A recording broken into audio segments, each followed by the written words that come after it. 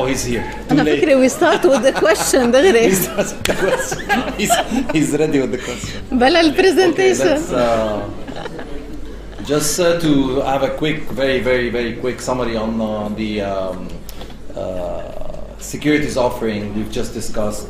Again, all your points will be taken into consideration, and we'd like to reiterate the fact that these documents are not encrypted. These are live documents, and they are there to be changed and to be improved and amended.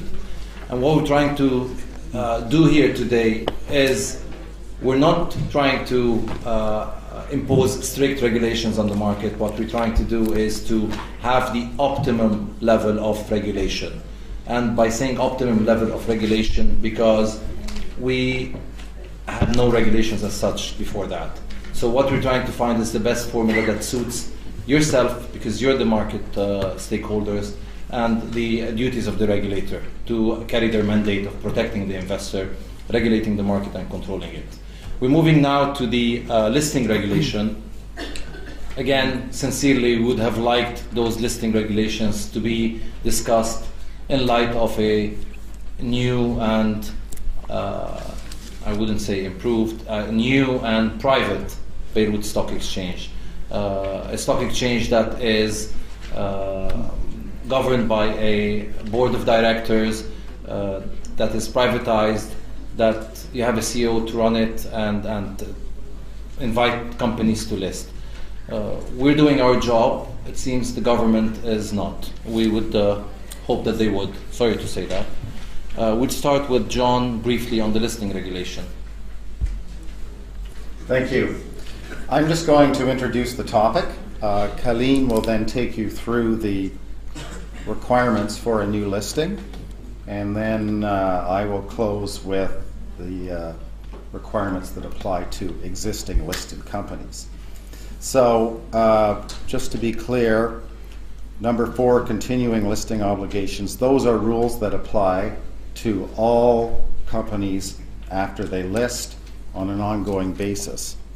We have in number 6 another set of requirements for listed companies on an ongoing basis, corporate governance standards. However, those only apply, it's proposed, to listed companies with equity shares listed. So once again, we take our marching orders from Law 161, and Chapter 8 says that the CMA is the sole authority regulating listing of securities on exchanges. So that means that the law has adopted what I call the UK, the United Kingdom model, where you have the UK listing authority within what is now the Financial Conduct Authority. It isn't the US model, where listing is essentially run by the securities exchanges. One of my former roles was to be in charge of listing at the main exchange in Canada, in Toronto. It has had for many years about 1,500 listed issuers and in excess of 2,000 listed securities at any given time. I don't want to hold out or suggest in any way, shape, or form that what we're giving to you today, presenting to you today, even approaches the kind of rules that we had for that market. What we are talking about is setting basic standards that are aligned with international standards only. But it is important to say that regardless of who the authority is on listing, regardless of who the authority is on listing, the business of listing will be important for exchanges, whether it be the BSE or whatever platform we're talking about. However, the rules are controlled by the CMA. If the exchange has supplementary rules on listing, for example, for posting securities for trading on the market, those are rules that the CMA must approve. And the CMA is responsible for approving all securities listings that will trade on an exchange. As we've just discussed, of course, if an IPO is involved, if a new public offer is involved, first the issuer needs to comply with the offers of securities regulation. So basically, the purpose of the regulation that we are discussing today is to establish the core requirements for listing, to set the principle that the issuer and the securities proposed to be listed have to be considered to be suitable for listing. Just hold on. Yeah. When is this? So you can continue. All right, Continue. and then, as I mentioned, to set the ongoing obligations of issuers to maintain a listing. That includes setting sound standards of disclosure, it's okay, and ensuring that investors have sufficient information to make informed trading decisions. It sets out the proposed standards of governance, and underlying all of this, the objective is to protect shareholders, to protect securities holders' interests appropriately. Caline will now take you through the listing requirements. Okay, then the applicant must satisfy CMA that it is suitable for listing. CMA may exercise discretion in assessing suitability. There are key indicators that CMA will consider in the assessment of the suitability. For example, the issuer must meet the listing requirement in the regulation. The issuer must be ready and able to comply with the law and regulations. The controller, director, management of this issuer must be fit and proper persons. The business must be operated independently from other interests of the controller. And in general, the CMA must not have any concerns that this listing may harm the integrity of the capital market in any manner. The listing transaction can be achieved through different transactions. It can be a public offering. In that case, the regulation related to the securities offering will have to apply as well. It can be a private placement. It can be an introduction, that is a listing of a previously issued securities. It can be a stock bonus issue, or the exercise of an option or a right, or any other transaction approved by the CMA. However, only public offer and introduction can create a new listing. Other transactions are for an additional listing of a previously listed issuer and securities. The core listing requirements are of two natures, some related to the company and other related to the securities itself. Regarding the company, it has to be a joint stock company implemented in Lebanon or another acceptable jurisdiction. The company has to be in business for the last 3 years under the same management. The company must have issued published audited statement for the 3 previous years, covering the 3 financial previous years. The board and the management must have the necessary expertise and experience, and the company must have sufficient working capital to meet current operating requirements. Of course, if the listing concerns a collective investment scheme, it will have also to comply with the regulation related to the collective investment scheme that, as Khalil said earlier, we hope to issue in a while. Regarding the securities must be authorized for listing and trading, and a legal opinion will be requested to confirm that. The securities must be fully transferable and tradable, and at least 25% of the security must be owned by 20 public shareholders. This condition might be waived by the CMA upon the request of the applicant if there's enough reason for that. The minimum capital value of the share must be $5 million for equity and $2 million for debt, and also this requirement can be adjusted according to the need upon a request and upon a decision from the CMA. The application must cover all the issued securities. Of course, we mean issued securities from a same class. And the settlement will be made through mid-clear and book entry form. Then again, if the applicant is a collective investment scheme, it will also have to comply with the regulation of the collective investment scheme. There are also other requirements, more general. The applicant must appoint a person from the senior management that will be the correspondent vis-à-vis the CMA in this listing process. The applicant must appoint an independent financial advisor, like for the offering of securities. And this advisor will have to be a licensed company, a notarized licensed company for advising. The task of this advisor is to guide the issuer through this listing process on one hand, and to comfort the CMA that this issuer is compliant with the requirement on the other. This listing sponsor / advisor is an international standard that exists in many markets. It's also worth mentioning that the controllers, the director, and the senior management cannot sell listed securities for 6 months from the date of listing. It's also important to remind you that banks will have to comply as well with the laws and the regulations applicable for issuance and trading of their shares. For example, Law 308 and the decisions issued by BDL and BCC.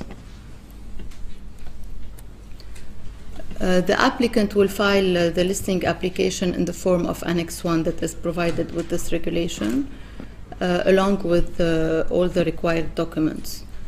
Among the key contents of this listing application, we have details of the issuer, its business, owners, and management, details of the securities to be listed and listing transaction, the current share of the capital, copies of the main corporate documents, including annual report, financial statement, and prospectus, a company declaration form for listing and compliance with the regulations, a personal declaration form for each director and member of the senior management for fit and proper review, a letter from financial advisor confirming the compliance of the issuer with the requirements, and a legal opinion regarding the issuers and the securities compliance with the laws and the regulations applicable.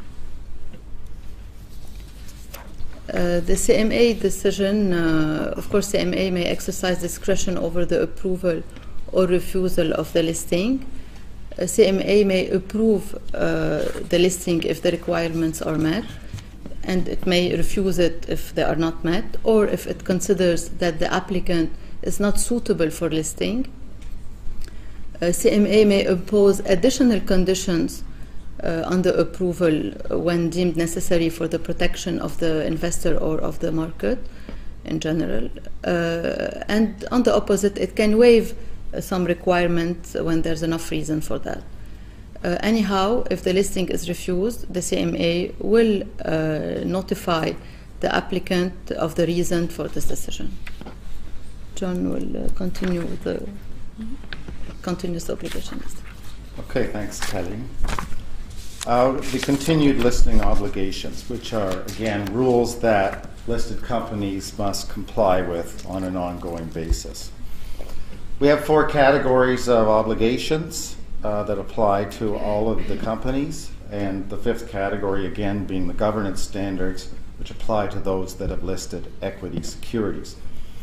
You have the general obligations, first of all, which are basic things like to treat all security holders of a class in the same way, to carry on business at a sufficient level to warrant continued listing. Basically, that means if a company no longer is it really in business, that it's dormant, it shouldn't continue to be listed.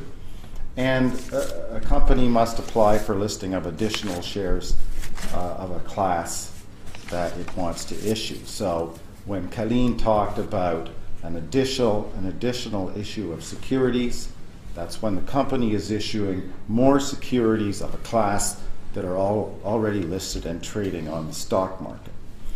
The second category are the disclosure requirements.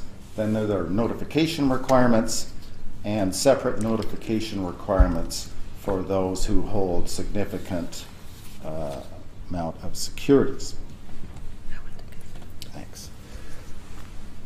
First type of disclosure is continuous disclosure. What do we mean by that? We mean what some people also call timely disclosure, essentially news announcements of material events and changes. So it's continuous as opposed to periodic, like financial statements, which are issued on a set schedule. I mentioned how in my former life, one of my functions was being in charge of this area in the Toronto Exchange. The area of continuous disclosure was extremely active. The stock exchange was in continuous daily contact with companies about the need to disclose material news. So on any given day there would be dozens, if not more, of these discussions with companies about what they wanted to disclose. They needed to disclose something. They wanted to talk about how much detail to put in their press release. They intended to disclose something. They wanted a trading halt in their shares for distribution of the news. This is a very active, very ongoing, and very sensitive area. So it's not an area where you wouldn't expect to see an ongoing series of announcements, particularly from a company that has active business and ongoing material events. Material events, there's a definition. It basically means any development or fact relating to the company or its general affairs that could be expected to result in a change in the company's financial position, might affect its ability to meet obligations to holders of its listed securities, or if the event was disclosed, so it's somewhat subjective, it could be expected to result in a significant change in the price or the trading activity of the listed shares. So obviously assessing materiality is a judgment call. It can give rise to disputes. That's why there are often ongoing discussions with companies or their legal counsel for that matter on what needs to be disclosed, in what time frame, and at what level of detail. Now the list that we have is not something that we came up with out of the blue. It's actually from Law 161 and is illustrative. It's inclusive. It's not the exhaustive list. Then we have periodic disclosure, which is primarily financial disclosure. These are the annual audited financial statements. They must be audited in accordance with standards acceptable to the CMA. That basically means that if the CMA is not satisfied that an audit was carried out in a satisfactory manner, it could require revisions, or for that matter, in a serious case, even a change in auditor. When the annual financial statements are issued, there's also a requirement to include an annual report on the business operations. This is basically your typical corporate annual report that you see everywhere. We have in Annex 4 a list of the minimum contents of that report. I won't take you through that because I would say it's typical, and you can review it later if you haven't done so already. There are also interim financial reports required on a semi-annual basis for the first 6 months of the year. All of these reports have to be approved by the board of the company, and they all have to be filed with the CMA as well as sent to security holders. And of course, there's an existing deadline of 120 days after the year end.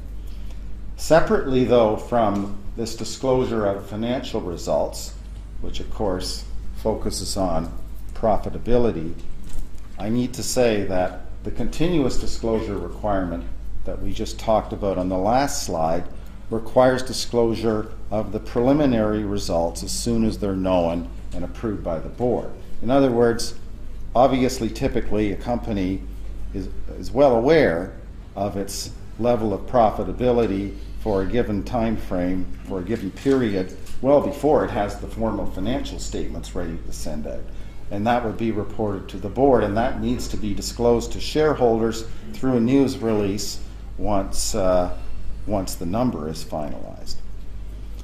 We also have a requirement in here that there can be no selective disclosure of material news or this information before it's publicly released.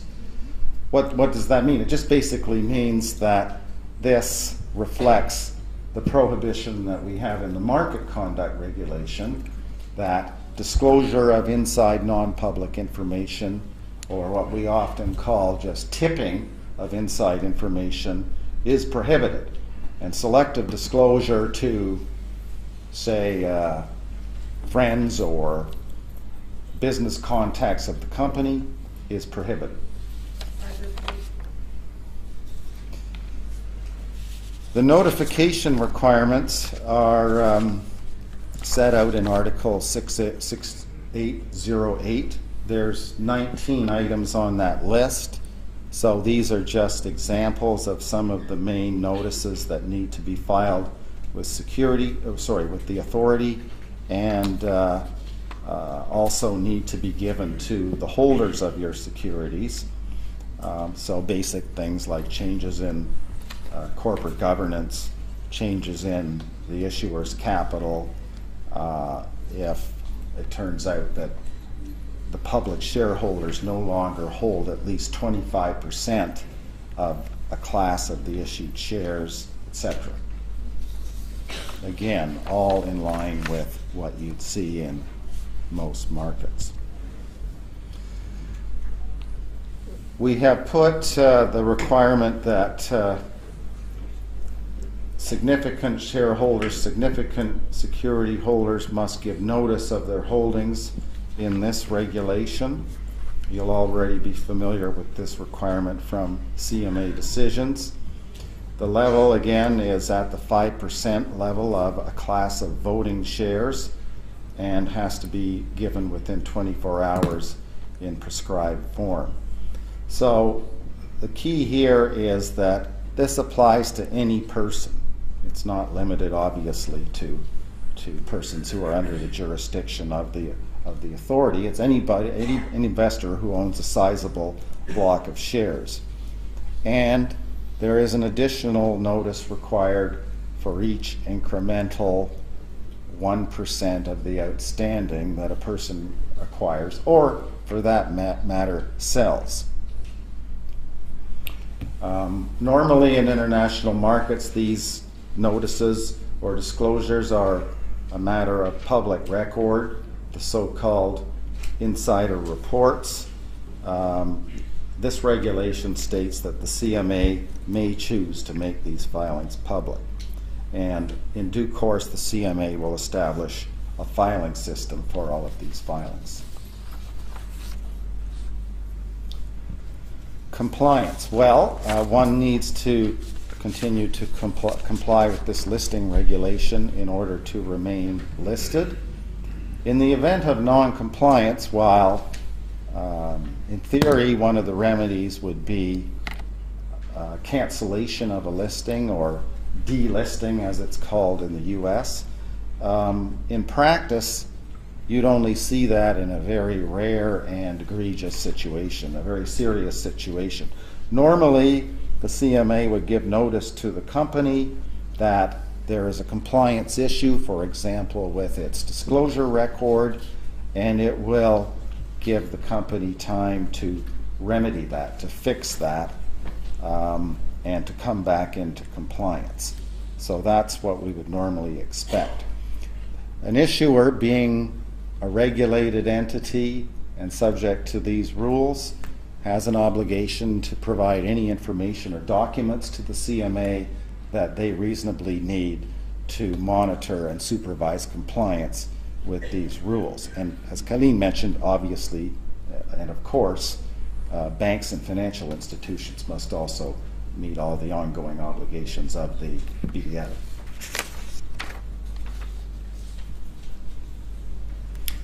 The authority has the power to, as I mentioned, to suspend or cancel a listing. A suspension means a temporary suspension of listing and trading, actually, in the security where there is a concern that ongoing trading in the market could jeopardize investors or a fair and orderly market. So there is the power to suspend the listing where the CMA is of the view that that's necessary to protect markets or to protect investors. And again, this is a typical power that one sees in listing rules or securities regulations. I talked about the cancellation of a listing or termination of a listing. If necessary, the CMA has the power again to cancel a listing without notice. There are 5 reasons cited, but we're not advertising or we're not suggesting that in the normal course these decisions will be made without notice. The point is that in an emergency, a decision can be made to protect markets without giving prior notice. A couple of the 5 points are, as I mentioned, maintenance of a fair and orderly market or protection of investors, or a serious issue with compliance with the law or this regulation. So when those things happen, the CMA has the power to intervene. But again, let me stress, this is for extreme situations where the CMA believes that significant harm may result if they don't take immediate action to stop trading. And this, there are examples of that occurring in all major markets. If a suspension is imposed, the CMA has the authority to impose terms and conditions on lifting of the suspension.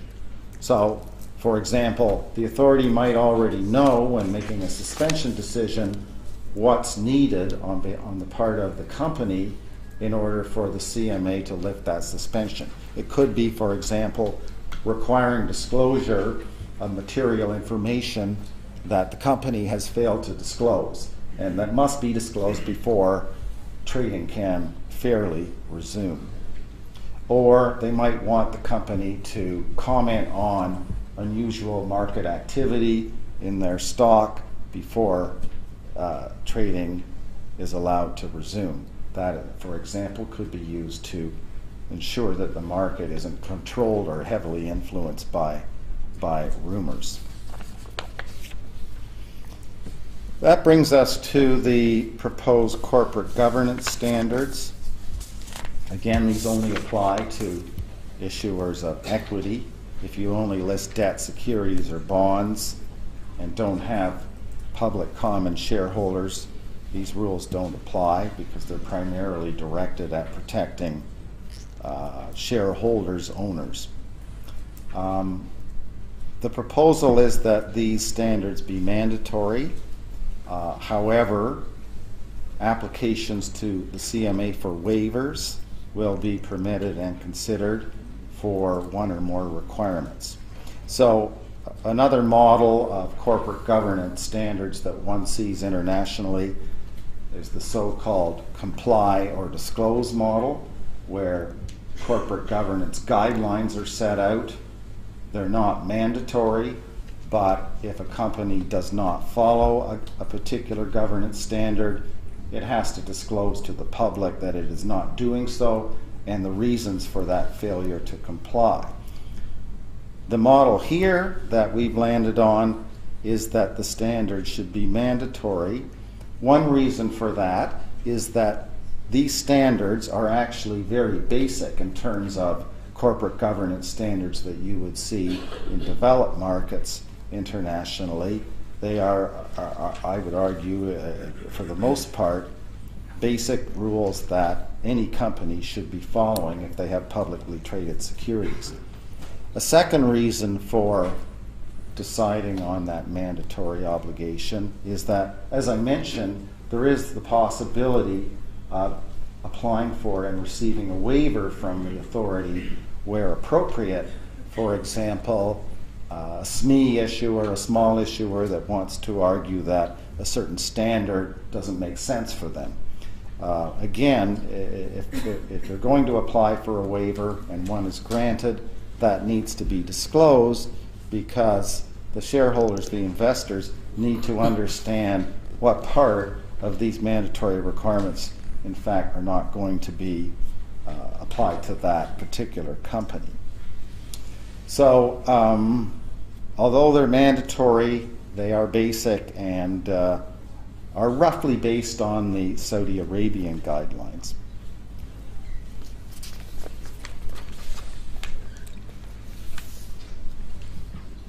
Let me just comment, sorry, Caline, I want to comment on a couple of these specific requirements. It says that the board must establish a written policy on disclosure of information.